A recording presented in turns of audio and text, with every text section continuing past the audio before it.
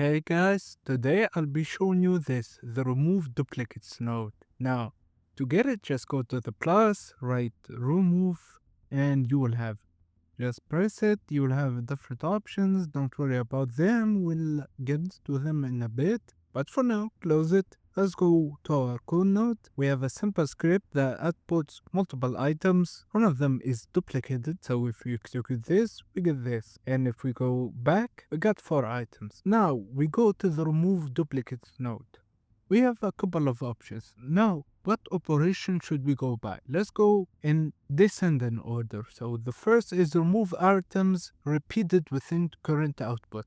Alright, this is simple, it just removes the duplicated items. So if we execute this, we go from 4 items to just 3. So that's it. And you, of course, you have to compare all the fields or fields except or selected fields. For example, if you want just ID, so if we execute it, it's the same because Alice is twice repeated. So the second one is remove items processed in previous execution. So as you can see, we already executed it, right? So if we execute it with this in mind, and of course, we choose whichever option. In this case, it doesn't matter because it's still the previous execution. And when you based on the ID, if we execute the step, we'll get 4 discarded this time. 0 kept, 4 discarded. Why? Because in a previous execution, literally, we got these.